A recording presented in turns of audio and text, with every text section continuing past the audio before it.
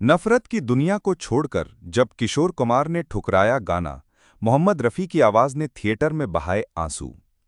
बॉलीवुड के सुनहरे दौर की जब भी बात होती है, किशोर कुमार और राजेश खन्ना की जोड़ी का जिक्र जरूर होता है। किशोर कुमार की आवाज़ और राजेश खन्ना की भावनात्मक अभिव्यक्ति मिलकर स्क्रीन पर जादू रचती थी। एक ऐसा जादू जिसे दर्शकों ने न केवल सुना बल्कि महसूस किया। लेकिन एक बार ऐसा हुआ कि इस जोड़ी के बीच एक ऐसा मोड़ आया जिसने एक अमर गीत को जन्म दिया। पर उस गीत में किशोर कुमार की आवाज नहीं थी। ये कहानी है एक ऐसे गाने की जिसे सुनकर आज भी आंखें भर आती हैं। लेकिन ये गाना हमें यूं ही नहीं मिला।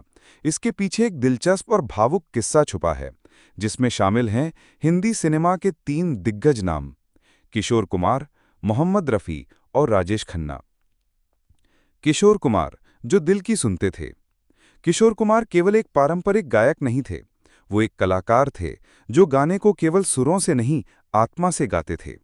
अगर कोई गीत उन्हें भीतर से नहीं छूता था तो वो उससे गाने से मना कर देते थे, चाहे वो प्रस्ताव किसी भी बड़े अभिनेता या निर्देशक का क्यों न हो।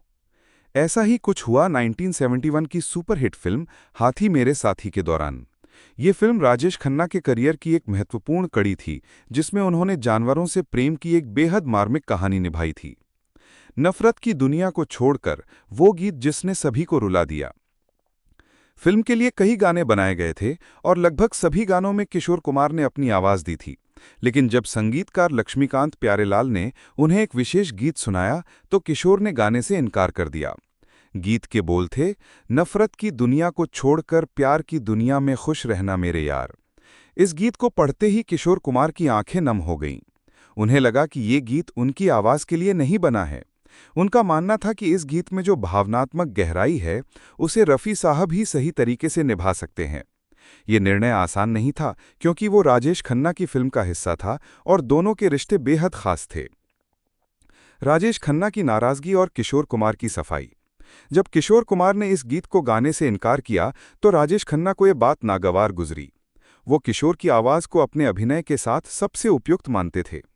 लेकिन किशोर ने उन्हें समझाया कि यह फैसला किसी व्यक्तिगत भावना से नहीं, बल्कि गीत की आत्मा को ध्यान में रखते हुए लिया गया है। उन्होंने ये भी कहा कि इस गीत के लिए केवल एक ही गायक उपयुक्त हो सकता है, मोहम्मद रफ़ी। उन्होंने खुद रफ़ी साहब को बुलाया और उन्हें ये गीत गाने के लिए प्रेरित किया।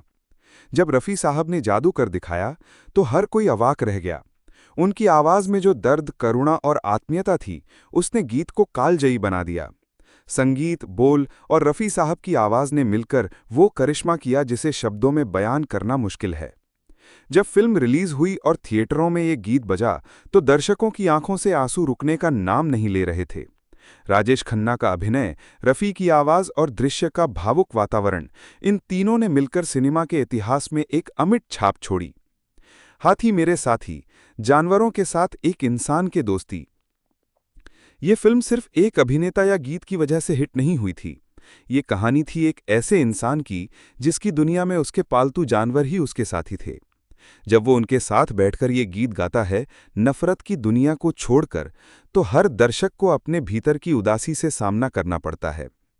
फिल्म के निर्देशक एम ए तिरुमुगम ने इस गीत को इतने मार्मिक ढंग से फिल्माया कि वो पर्दे से उतरकर सीधे दर्शकों के दिल में उतर गया। आज भी रुला देता है ये गीत। आज जब ये गीत यूट्यूब या किसी पुराने फिल्मी शो में बजता है तो लोग रुक कर इसे सुनते हैं। कई बार ऐसा देखा गया है कि ये गाना सुनकर लोग भावुक हो जाते हैं। इसकी भावनात्मक ताकत आज भी उतनी ही प्रभावशाली है जितनी 50 साल पहले थी। एक गायक का साहस, दूसरे की संवेदना। इस कहानी में किशोर कुमार की समझदारी और मोहम्मद रफ़ी की संवेदनशीलता दोनों झलकती हैं। किशोर का ये मान लेना कि कोई और इस गीत को बेहतर निभा सकता है, एक कलाकार की परिपक्वता को दर्शाता है। वहीं रफ़ी साहब का इस गीत को जिस अंदाज में गाना, एक सच्चे फनकार की पहचान है। निष्कर्ष, गीत जो बन गया एक भावनात्मक विरासत। नफरत की दुनिया को छोड़कर केवल एक फिल्मी गाना नहीं था। ये उन दुर्लभ गीतों में से एक है जो समय के साथ और भी कीमती होते जाते हैं। इसका श्रेय जाता है उस निर्णय को जिसे किशोर कुमार ने लिया और जिसे मोहम्मद रफ़ी ने अमर कर दिया। राजेश खन्ना, किशोर कुमार और मोहम्मद रफ़ी ने इस गीत के जरिए दर्शकों को न केवल एक मनोरंजन का साधन दिया, बल्कि एक ऐसा भावनात्मक अनुभव दिया जिसे वो जिंदगी भर नहीं भूल सकते।